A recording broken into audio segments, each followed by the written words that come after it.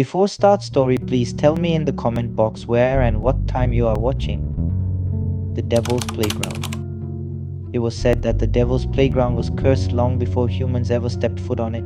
An expanse of dense woods, twisted trees, and whispering winds, it loomed on the outskirts of the forgotten town of Black Hollow. No map marked its location, but everyone in town knew where it was and avoided it like the plague. Yet, like all stories that endure, the tale of the Devil's Playground had become the stuff of legend. For some, it was a warning. For others, a challenge.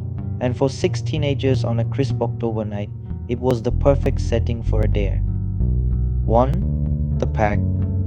It's just a bunch of old stories to scare kids, said Danny, his voice steady, but his eyes betraying a flicker of doubt. There's no such thing as curses. If you're so sure, why don't you prove it? Replied Amy, her smirk illuminated by the orange glow of the campfire. The rest of the group laughed nervously, their faces dancing with shadows in the flickering light. Danny glared at her but couldn't back down. Not in front of everyone. Fine, we'll go. All of us. Wait, hold on, interrupted Sarah, her voice shaking. I thought we were just telling ghost stories.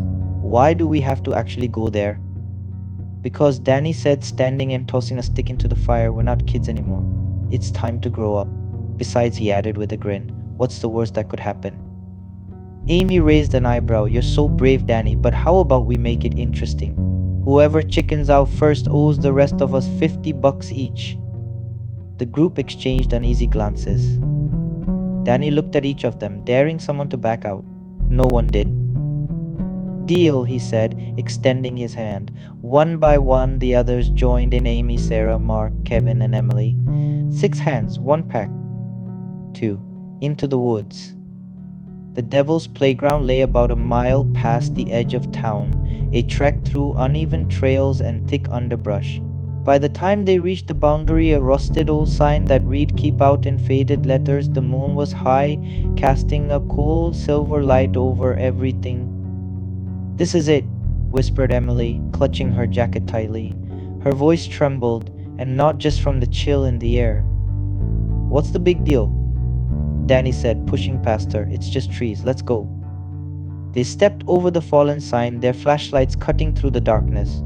The woods were eerily quiet, save for the crunch of leaves beneath their feet.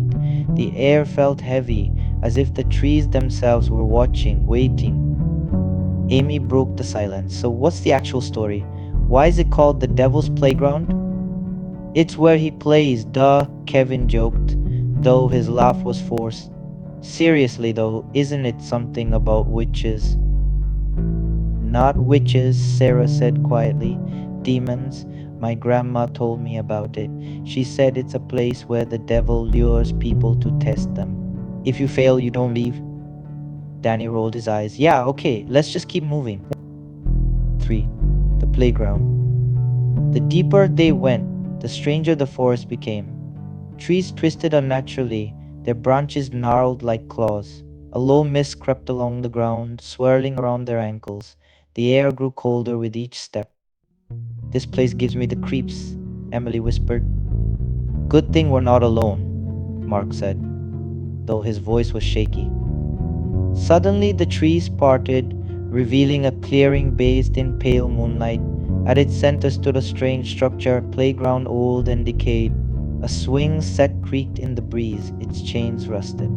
A merry-go-round sat lopsided, one side sinking into the dirt, and a slide, its metal gleaming faintly, pointed skyward like a jagged scar. Who the hell puts a playground out here? Kevin muttered, his flashlight trembling in his hand. I don't think anyone put it here, Sarah replied, her eyes wide. Well, Danny said, forcing a grin, are we just going to stand here, or are we going to have some fun? Fun? Amy said incredulously, you want to play on that? Why not? Danny walked toward the swing set, his footsteps echoing unnaturally loud in the stillness. See? Nothing to worry about. He sat on one of the swings and pushed off, the creaking chains breaking the silence. For a moment the others relaxed, laughing nervously. And then the swing stopped dead, as if someone had grabbed the chains mid-air. 4. The test begins. What the hell? Danny muttered, trying to push himself again. The swing didn't budge. Danny, get off, Amy said, her voice tight. But before he could move, a low, guttural laugh echoed through the clearing. The group froze, their flashlights darting wildly through the darkness. Who's there? Danny shouted, his voice cracking. No answer, only the laugh growing louder, closer. We need to leave now, Sarah whispered, grabbing Emily's arm. Wait, Mark said, his flashlight catching movement near the merry-go-round. A figure stood there, tall and shadowy, its face obscured. It didn't move. Run, Amy whispered, run. The group bolted, their screams tearing through the night, but no matter how far they ran, they found themselves back in the clearing, facing the playground. This isn't happening, Kevin gasped, clutching his knees. It's a nightmare. No, said a voice. Not one of theirs. Deep and resonant, it came from everywhere and nowhere. Welcome, it said, to the Devil's Playground. 5. The game. The shadowy figure stepped forward, revealing a face that seemed to shift and twist, never settling on one form. Its eyes burned like embers. You've entered my domain, it said, its voice like nails scraping metal. And now you will play. Play what? Danny demanded, trying to sound brave but failing. A game of choices, the figure replied. Win and you leave. Lose and you stay forever. The ground beneath them shuddered, the playground shifting and twisting until it resembled a macabre carnival. Blood-red lights flickered to life, and the laughter of unseen children echoed through the air. One by one, they were forced to play. Danny was first. He had to climb the slide, but the metal burned like fire, and the top seemed impossibly far. He reached the summit, only to find a mirror showing him every cruel thing he'd ever done. He screamed and fell, landing unconscious in the dirt. Emily faced the merry-go-round. It spun faster and faster, forcing her to confront her deepest fear, being abandoned. The voices of her friends called to her, but she couldn't see them. She jumped off, sobbing, barely able to stand. Kevin, Mark, Amy, and Sarah faced their own horrors, visions of betrayal, guilt, and regret, each trial more harrowing than the last. The figure watched, its shifting face twisted into a mocking grin. 6. The final choice. By the end, only Sarah and Amy remained standing. The others lay unconscious or broken, their minds trapped in the horrors they'd faced. One final game, the figure said, its ember eyes locking onto Sarah and Amy. One of you may leave, the other stays. No, Sarah said, stepping forward. Take me. Let her go. Amy grabbed her arm. No, we're not playing by his rules.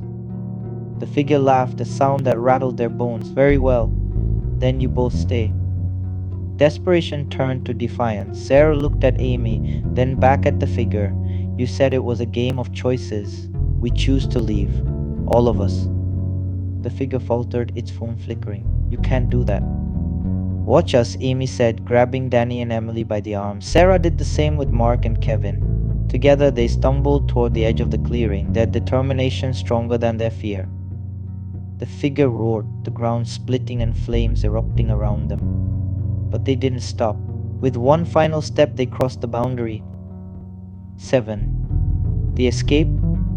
The air changed instantly. The oppressive weight lifted, and the forest seemed normal. The playground was gone, as if it had never existed.